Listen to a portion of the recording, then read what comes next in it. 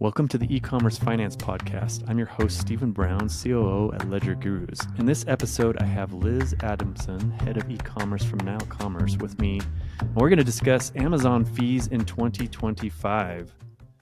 Liz, good to have you here. Hey, it's great to be here. Thanks for inviting me, Stephen. Now, I want Liz to introduce herself, but Liz is one of the smartest people around Amazon that I have met, and this is going to be an awesome discussion. Liz, give us a little bit of a background introduction for yourself, and then let's dive in.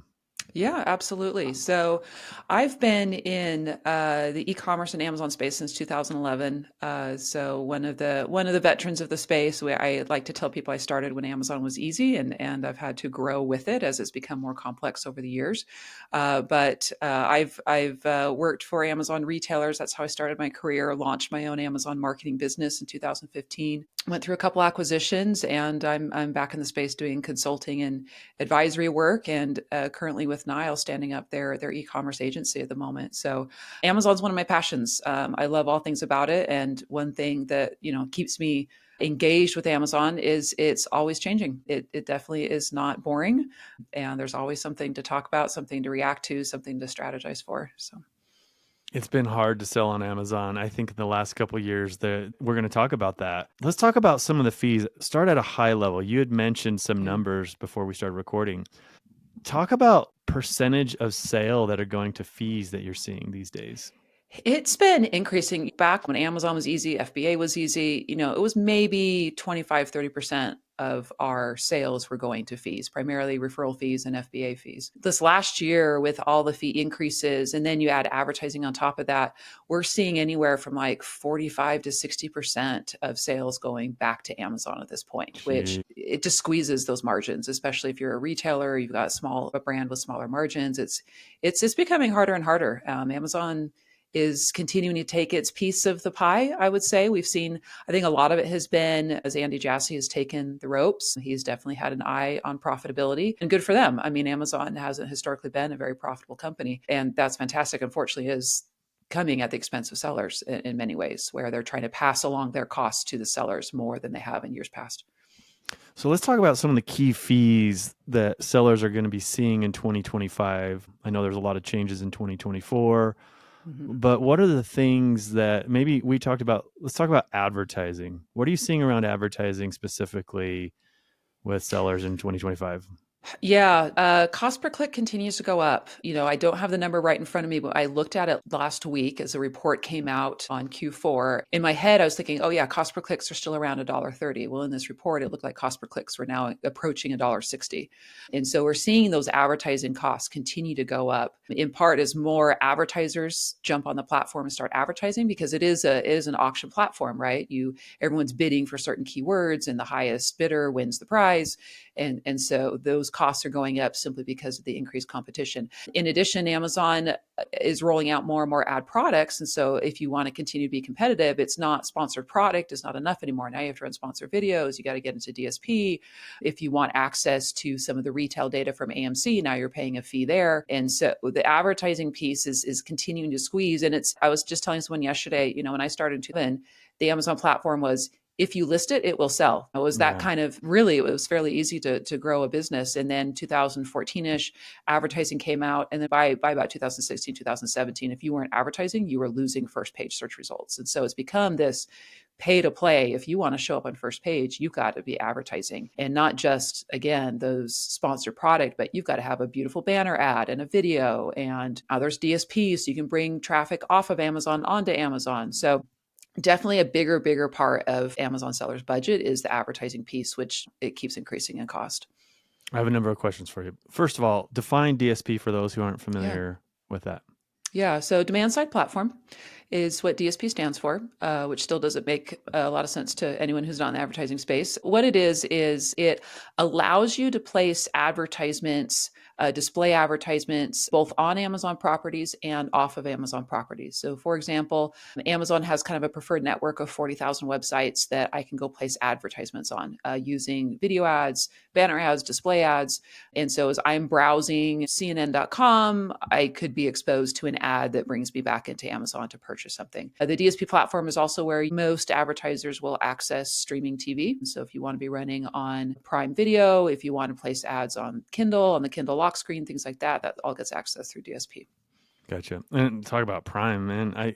They are pushing so many ads now. Like Oh my goodness, yeah. I think it was last year that if you're a Prime member, now I have to go through ads, even though Yeah. I've paid for Prime. Now I'm seeing a lot of ads, and Yeah. it's just like, man, Yeah. they're moving. Yeah.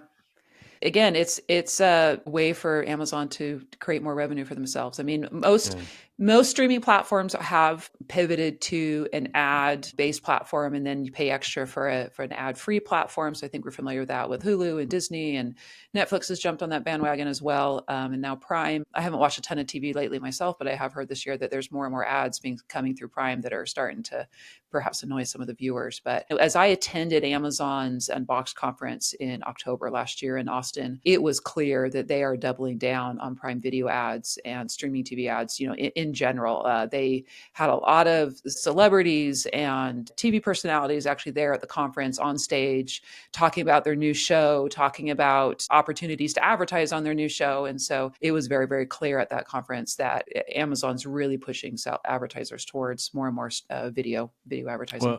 Well, and they have like the NFL contract, the Thursday night Yeah. games, and Yeah. I've watched some of those, and you got a captive audience there.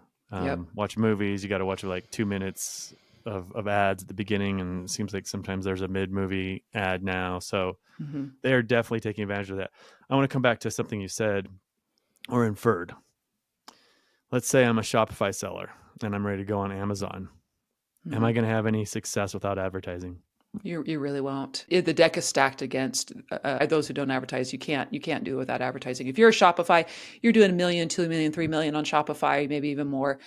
You will. So let me caveat it with this: if you're a well-known brand, if you've been selling direct to consumer, or you're on store shelves, or whatever the case may be, if you're a known brand, likely the chances are people are already going to Amazon and looking for your brand, and so you will have likely some fairly immediate sales because people are searching for brand XYZ. You're wearing a North Face vest right now. So, if North Face were to say, hey, I'm going to start selling on Amazon, chances are you, me, and a bunch of other outdoor, enthusiasts are going to go to Amazon, search for North Face, find the vest, find the backpack, whatever it is, and buy it. If you're not a North Face and nobody knows who you are, you have to pay for advertising to get to that first page of search results. If you were to go to Amazon.com today, the above the fold part of search results, it's all advertising in one way, shape, or form. You have to scroll for a few rows until you see organic search results. And if I'm selling vests and I want to rank on page 1 for vests, first thing I have to do is go bid on that keyword: fleece vests, vests for outdoor enthusiasts, warm vests, winter vests, and I need to be paying for those placements to show up on page 1. As Amazon then sees traffic coming to your product page, as your advertisements start to work and customers see you, click on you, and then buy you, only then will Amazon start pushing you up in the organic rankings. And for those who are wondering, North Face is on Amazon. I just checked. Good. They have their own store. Good. So you can maybe get away if you have really good brand recognition. But if you're a no-name brand, and most people are more no-name than they realize, they think their brand's known. I've seen brand studies like nobody knows your brand unless you're like a Nike or an Apple or one of these. It's really hard to penetrate. Obviously, if you're just selling on Amazon, you've got to advertise. Is what I would infer. Like there's no way you're going to succeed without advertising. Yeah, because if you're not, your competitors are. And including your competitors are likely bidding on your brand name. So going back to the North Face example, if I am North Face and I'm not running ads for my own brand, then Patagonia might be. They might, I don't know if they are again, but Patagonia you can keyword could advertise against another keyword. Exactly. No trademark issues there as long as you're. Yeah. Okay, that's a good point. Anything else around advertising? I mean, we talked about the cost. We've talked about the competitiveness, increased inventory. Yeah, it's, I make it sound like a grim picture as we talk about how it is getting more expensive. It isn't a must have. And that's what a lot of ad practitioners are focusing on is given this reality, how do we continue to make advertising affordable by creating smart advertising strategies, by smart campaign structures? How do we control the budget, control the bid, control the placement boosting and things like that? And so it just speaks to the need of have you designed it in a way to you know what you're spending money on, you have a clear goal, you know what metrics you need to watch to understand if you're hitting that goal, and you're not wasting spend on, because you can overspend. Going back to that brand example, I could be overspending on my brand and spending too much. We actually just had a client not too long ago where they came to us. They were spending a ton of money on their branded terms. We actually cut that spend quite a bit. We did not see a single drop in sales, but we were able to take about 30% of what they were spending on advertising and redirect it towards new keywords that they weren't spending on and got incremental traffic that way. So it becomes even more important to make sure that your advertising strategies are focused on getting incremental traffic, that you're not cannibalizing organic sales or other ways that sales are coming in, and make sure you're spending those ad dollars intelligently, and that you know where it's going, and you know that it's driving incremental new to brand purchases, and you're not just advertising to the people who would be purchasing anyway. Today's episode is brought to you by Ledger Gurus, your go-to team for e-commerce accounting. We handle everything from keeping your books in order and tackling sales tax to managing your inventory accounting and even acting as your fractional CFO. Basically, if it's about accounting, we've got it covered so you can focus on growing your business. Head over to ledgergurus.com and see how our team can help you level up your business today. That's ledgergurus.com. All right. Yeah. Let's keep going. Like, this is good. That's it in a nutshell. Yeah. Let's talk about the next big yuckiness, FBA. Yeah. There's so much going on around FBA in the last year. I've been watching some of this. I probably am only seeing a fraction of all of the things that are going on, but maybe let's start with the one that's hitting us very quickly here, which is the changes to the inventory reimbursement fee. I think that's the right name for it, right? Yes. Yeah. The reimbursement fees. So about 90% of sellers use FBA because that's how you get the Prime badge. And as you ship those products into Amazon's fulfillment centers, sometimes Amazon loses inventory, right? That's just kind of a known thing.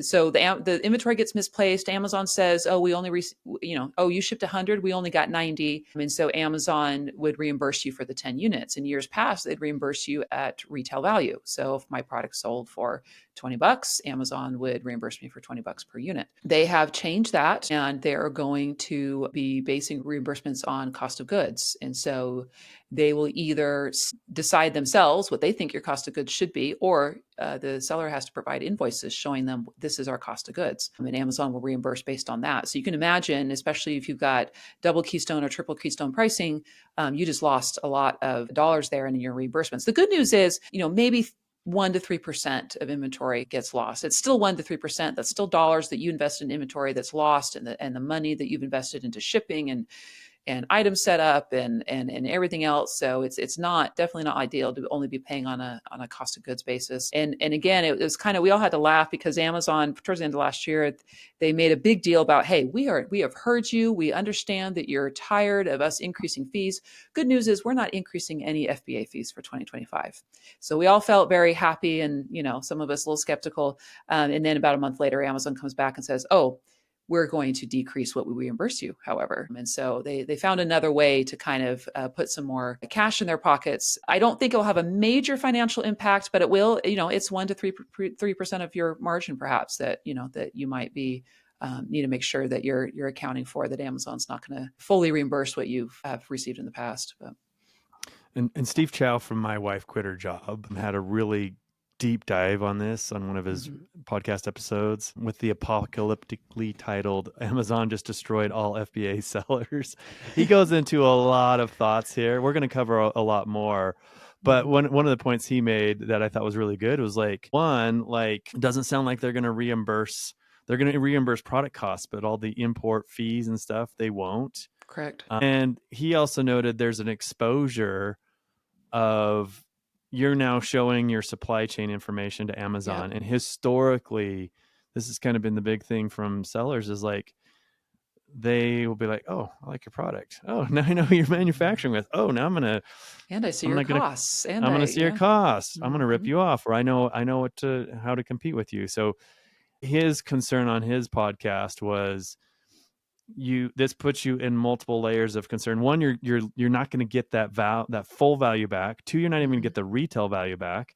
And then three, it creates an exposure to Amazon. So you either have to take what Amazon gives you or provide information that could potentially expose you to Amazon ripping you off. Yeah. So this is a really yucky change amongst many. Let's talk about some of the other. We could go really deep on this, but like I said, if you want to go deep, go listen to Steve Chow's "My Wife Quit Her Job" podcast. Let's talk about some of the other things, because there's a lot of other things going on in FBA. Yeah. And I again see this as, I mentioned before, as Andy Jassy has taken charge of Amazon and had a real focus on profitability for Amazon. I think that this has been one of the focuses, is where can the fulfillment network increase their margins and recover some of their expenses and their fees. And that's where we saw like some of the fees that were introduced last year, where sellers are now forced to split shipments. Sometimes 3, 4, or 5 different warehouses you've got to send your product into, or you can pay a fairly hefty inventory placement fee to land it in one warehouse, so you're not having to split your inbound shipments. And so the reason why Amazon does that is, if you were to send your shipment into a single FBA warehouse, Amazon then takes that shipment and distributes it throughout the country. And so that's how they get to their 1 and 2 day shipping for their Prime members, is they have inventory located all over the country. So that does cost them money. They do need to, you send in your pallet, they break up the pallet, they ship things off to other distribution centers. So rather than them shouldering that cost, they're now asking sellers to shoulder that cost of distributing that inventory throughout their network. And so that has been challenging. I've seen a couple sellers who kind of just ignored that and started, inadvertently paying some fairly hefty fees. I've seen sellers who the cost of splitting the shipment was actually greater than paying the inbound placement fee. And so it has forced sellers to be a lot smarter about how they set up their FBA shipments, and kind of understand the costs for either way, and understand which way is more profitable for them. And including the fact it takes time. If I'm sending, have to send out 4 smaller shipments instead of 1 big pallet, that's more work, that's more hours, that's more pickups, and other things. So that's been difficult. Go ahead, Stephen. Let me ask you a question on this. Can you pick where to ship it, or do you have to, are there specific warehouses that you have to place product in? Someone may correct me on this, because I have not personally been into that console this year. Generally speaking, Amazon does decide. It kind of is based on where they feel like they need to restock that shipment, what regional distribution. There was a time where you could, I want to say years ago, that you could kind of pick, I want to send it to this warehouse, but I could be wrong on that. But generally speaking, Amazon says, please send it to warehouse X, Y, and Z. This is where it's best for us to be. It makes sense. There's going to be, if you look at brands, I've looked at brands, you have, in general, you can say there's going to be more sales on the East Coast of the United States because there's more people. And then some brands will resonate better in different geographies for one reason or another. I'm sure they know, hey, we want more product here, less product there. Those of us, Liz and I here in Utah, in the middle of the desert, right? There's not a lot of people around us.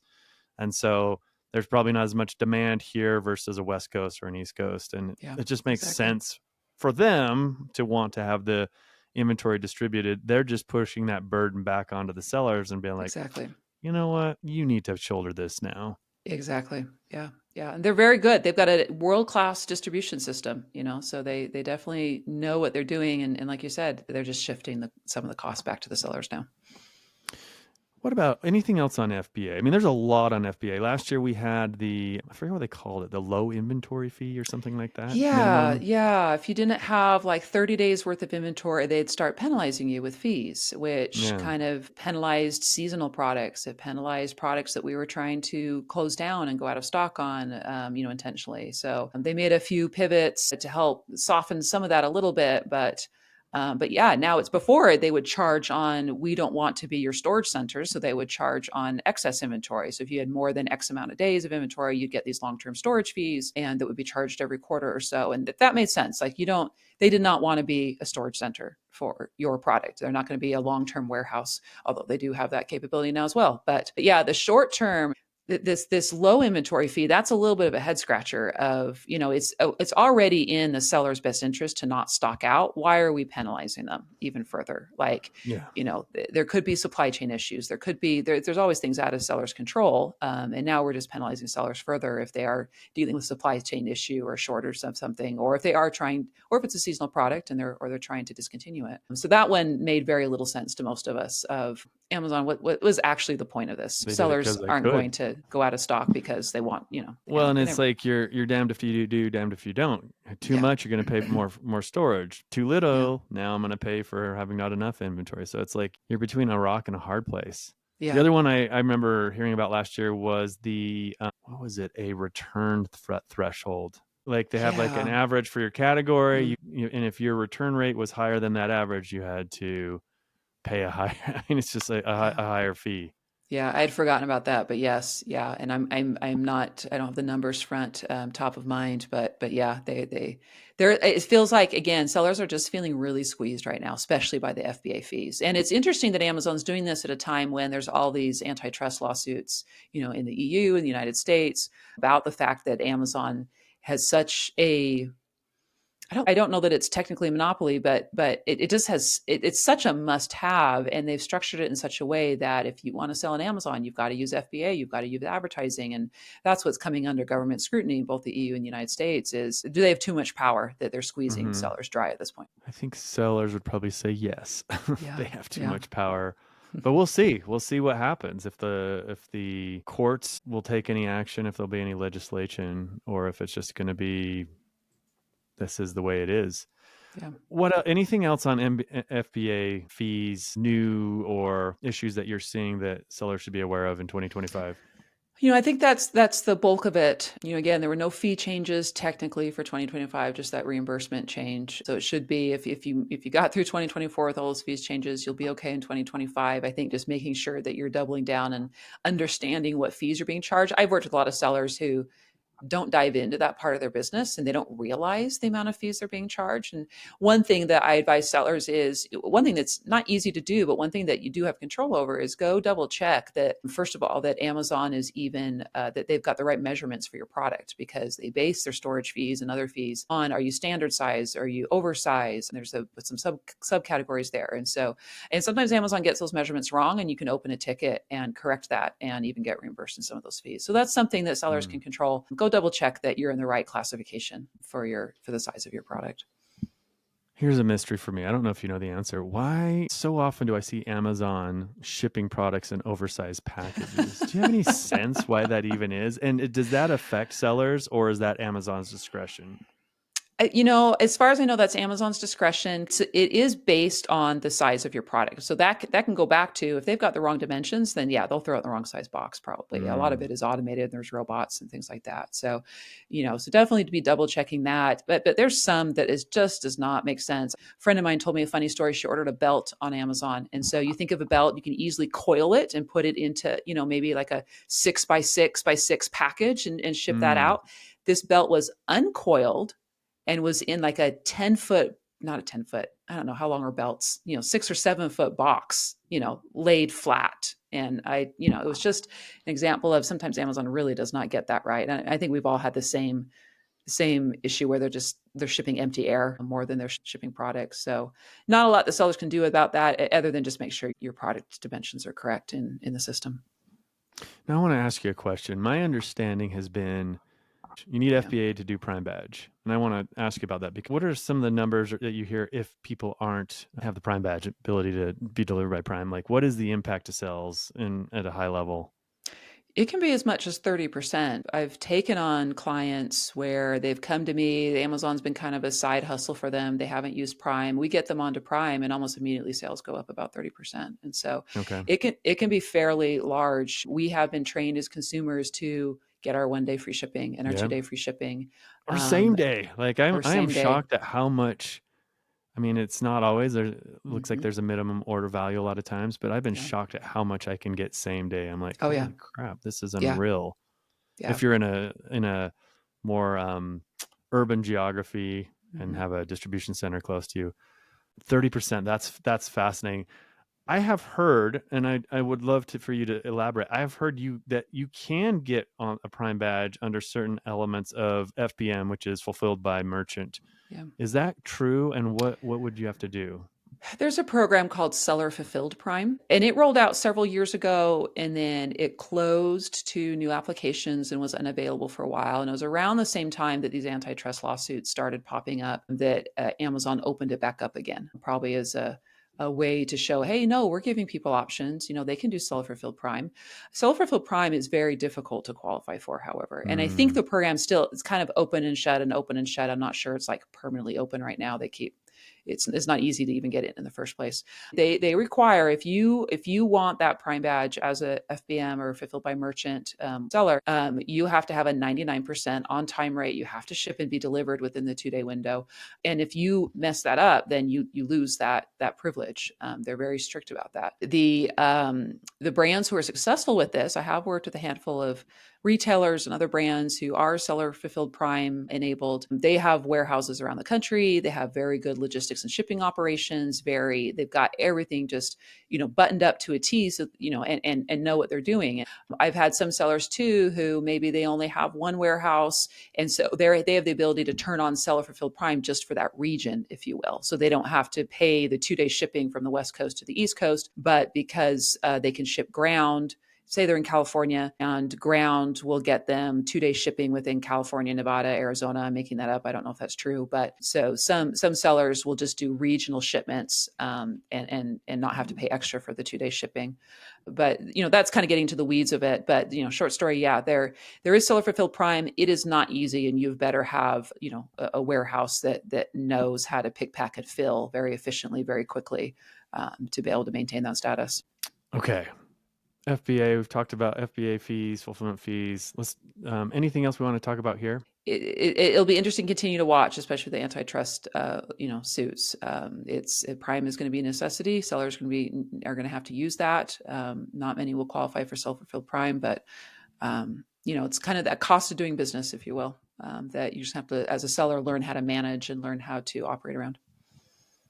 All right, let's move on to the next category: referral fees. This is one category that has not had a lot of changes. There were some changes last year where Amazon dropped the referral fee actually for certain categories.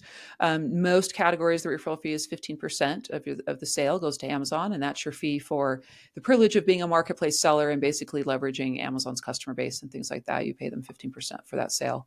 Some categories are a little bit higher, some are a little bit lower, especially lower cost items, some of the clothing categories. But those haven't changed a whole lot over the years. We haven't really seen any major changes, except for, I want to say it was about a year ago that Amazon again did drop some referral fees in some of those categories in an effort to compete with Shein and Temu, who would kind of keep sellers on the platform and also attract sellers who are using the Shein and Temu platform because their referral fees are much lower. And in some cases, in TikTok Shop too, and some cases they're even subsidizing those fees just in an effort to get sellers to jump on their platform and give it a shot. But Amazon has obviously kind of hit back at Temu with their Amazon Haul marketplace, which are items under $20, shipping direct from China, slow shipping rates, things like that. So I'm kind of getting off in a tangent here, but yeah, the referral fees, not really a whole lot of news there, but that, it's those three categories of fees: advertising, FBA, and then these referral fees that are making up the like 45 to 60% of the sale are all somewhere wrapped up in those fees. It's causing some pressure for Amazon sellers. I do want to go down that tangent. Amazon Haul. Okay. I've been I watch and read the news and keep up for my clients and for some of our content. Amazon Haul, Temu and Shein have come in and just exploited the heck out of the lower end product categories. They're shipping very quickly. They're doing a lot of air freight to the point that it sounds like a lot of them are taking advantage of the de minimis rule, which is a rule that allows imports of under $800 in value to not have to go through duties. And so there's a push to close that gap. But in the meantime, Amazon has had to respond.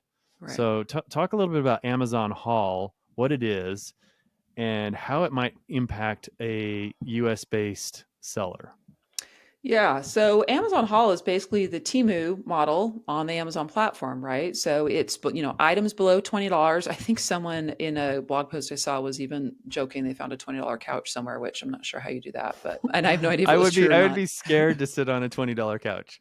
I know, right? Like, I mean, does it? IKEA furniture always had a bad rap, but $20 couch, I know. Does it have a 20-pound weight limit? I mean, Yeah.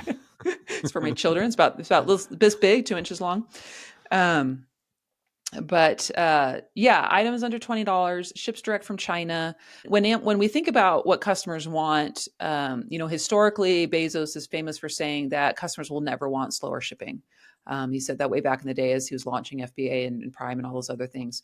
What we're finding as Temu and Shein launched is customers are fine with slower shipping as long as it's cheap, because Temu and Shein have had that model. So Amazon has, to your point, has had to respond. They've set up this Amazon Haul section of their store where it's all products under $20. It ships direct from China. Again, using that de minimis threshold to get out of the customs. So it does take a little bit longer. It's even very similar. I've got a teenage daughter. She's all over Temu, is always shopping on it, and it's very flashy and kind of almost like gamified, if you will. Looking at the Amazon Haul section, very similar, very gamified, very flashy. I think it appeals to a different demographic than perhaps what many in our demographic would maybe relate to. Again, I go back to my teenage daughter. When you think about they're working part-time jobs and they only have dollars to spend. They don't have hundreds of dollars to spend, and so I think this becomes very attractive to Yep. the Gen Zers, the Gen Alphas, the up and coming generation, as they're trying to make those dollars stretch, as they are trying to take part in this online shopping as a teenager with a part-time job or allowance or whatever it is they've got. Different demographic, they're cheap goods. They're not necessarily high quality. It's about being able to buy multiple items without having to spend a whole lot of money. And, it'll be interesting to see what happens if the de minimis threshold goes away, and administration has been looking at that. It doesn't impact most sellers, to go back to your question. Most sellers are, in fact, when I work with brands, I typically tell them, if your product is not priced above $20, then I probably can't help you because you're not going to make any money. The Amazon Haul obviously kind of changes that because there's some different structure there. But most sellers, I would, generally speaking, won't be affected by Amazon Haul unless you are a seller that is selling in that under $20 range, which is not very many. Again, that most of them are Chinese inexpensive goods that are priced that low. Let's go down another tangent. I feel like Amazon has been flooded by Chinese sellers who, I've heard rumors of them having multiple seller central accounts, that if one gets shut down, they'll just spin product onto another. And China has historically had no respect for IP, intellectual property. I'm hearing stuff like they're not paying sales tax because how do you track them down? Let's talk about the competitive landscape against Chinese sellers who are trying to skirt the laws. Yeah. How big of an issue is that from your perspective for an American-based seller? Yeah, it's growing. It's growing quite a bit. I mean, Marketplace Pulse just came out with an article last month, and I've just pulled it up again. And the headline was that China-based sellers have increased their market share to more than 50% on Amazon. Ooh. And so they've got a nice graph and the here. The other 50%, at least 40% of that 50 are manufacturing in China. So yeah, there is a high dependence on China in the Amazon Marketplace. Like you said, 50+% are direct from China sellers. The other 40% are producing their goods in China. There's the talk of tariffs, and remains to be seen what happens, especially with the whole TikTok stuff. There's a risk there with that much being based in China. It pushes sellers having this influx of Chinese brands on the marketplace. It was, just to give perspective, back in 2017, about 20% of sellers were Chinese sellers. And then fast forward to 2025, over 50%. And so you can see that has increased quite a bit in those past 8 years or so.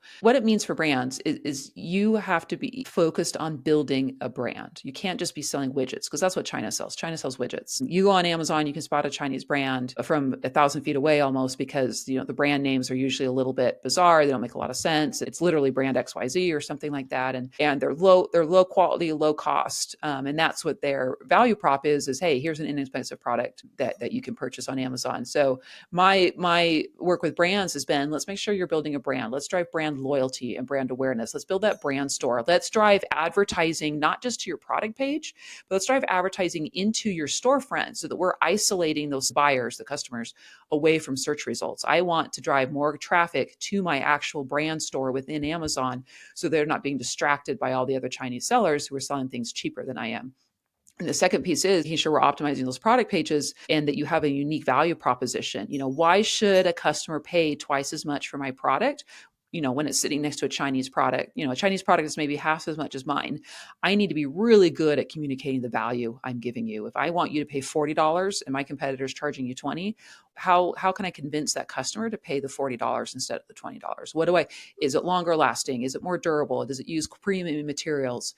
Am I bringing in good reviews from customers who agree with me that, oh, this product has lasted me forever and this other product fell apart in 2 weeks? And so it shifts the focus. Again, when I first got into Amazon years ago, there was a lot of private label sellers who would go to China, slap their brand on some widget they found at a warehouse or at a marketplace, and then sell it in Amazon. And they would just kind of churn these private label products. That is not going to be as lucrative anymore because that's exactly what the Chinese sellers are doing. And so you need to differentiate yourself, build a brand, build some brand loyalty, leverage, the advertising, again, both storefront and the advertising tools we have are great tools to allow you to do that, to allow you to build brand loyalty so that going back to the North Face example, I'm never going to buy another brand again because I purchased North Face. I like North Face. I can rely on their products. So you've got to build a brand like that if you want to be on Amazon for the long term with this influx of competition that comes from China. And in case anybody's listening, I'm not anti-China. I want free and fair markets. And my big issues is when people are taking advantage, abusing intellectual property, whether that's trademarks, patents, even copyrights, although that's not as big of an issue with consumer products, paying their taxes, right? Having to comply to the laws of the country. And one of my big beefs with what's going on here is they're cheating, right? You got not everybody. There's people are, but it's an unfair marketplace. So it's free and unfair. And what I would hope is that Amazon, rather than shut down those sellers, just make sure that they're playing a fair game, and not abusing sellers that are trying to follow the law and do whatnot. And that, and they've got plenty of advantages as it is, right? But it's when they abuse those things that I think there's. Yeah, that's a really, really good point. And we've seen that the pendulum has kind of swung a little bit in terms of Amazon's response to China. I mean, the initial influx of Chinese sellers came, I'm going to blank on the year. It was pre-2020, maybe like 2018 or so. I could be wrong in that year, but that's when Amazon set up its kind of services to help facilitate Chinese sellers sell more easily in the .com marketplace. And, there was end-to-end logistics and customs, and they made it very, very easy for Chinese sellers to come in and start selling on the platform. Walmart recently did the same thing, I want to say about a year or two ago, where they basically opened up their doors wide to China and made it as easy as possible for them to import products.